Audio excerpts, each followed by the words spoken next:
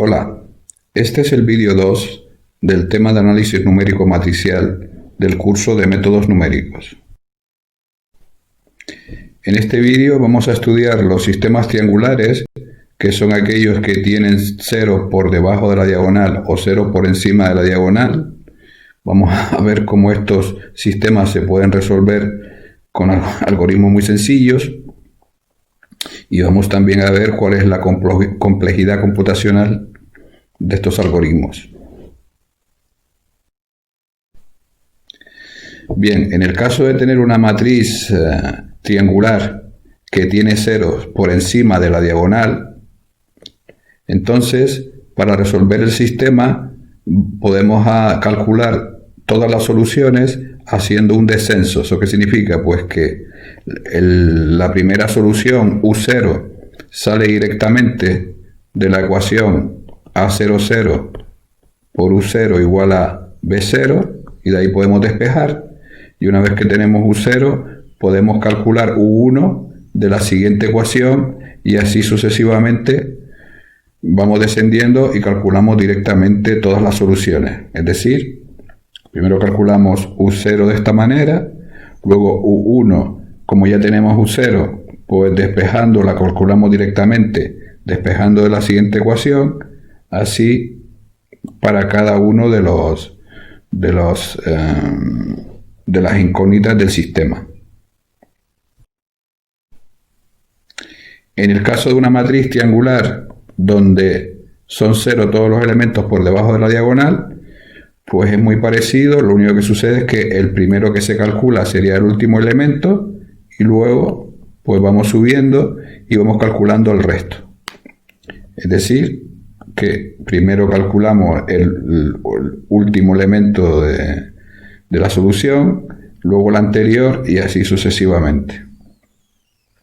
Entonces, si contamos el número de operaciones que estamos haciendo, pues en este primer caso estamos haciendo simplemente una división.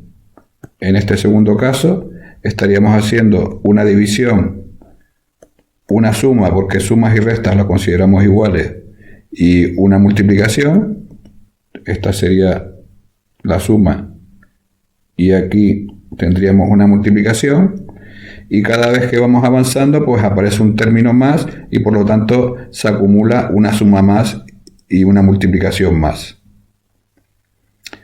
De tal manera que al final de todo, en el total, cuando recorremos todas las incógnitas, pues tendremos que habremos hecho n divisiones y 1 más 2 hasta n menos 1 sumas, y lo mismo multiplicaciones.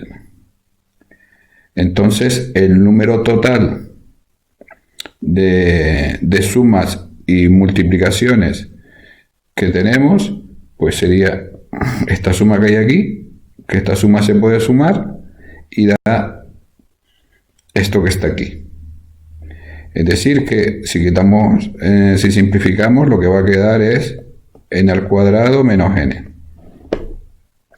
Eso sería respecto a las sumas y multiplicaciones, y luego a eso pues habría que añadirle pues las n divisiones, ¿no? Pero bien, es decir, que nos quedaría n cuadrado. Entonces, esto se dice que es de complejidad n al cuadrado porque la complejidad atiende a la potencia más alta de la suma de n de la suma del polinomio en n que haya quedado, ¿no? Es decir, que este elemento que hay aquí, si fuese de complejidad n cuadrado menos n, pues también sería o n al cuadrado, porque los términos de menor grado se desprecian, no se tienen en cuenta. ¿Por qué? Porque para valores grandes de n, pues n al cuadrado va a pesar mucho más que n, va a ser mucho más grande, y por lo tanto es la parte de la ecuación polinómica que va a tener mucho más peso que las demás. Y las demás, en ese sentido, se desprecian, para, digamos, dar de manera simple y compacta la complejidad del algoritmo, ¿no? Entonces,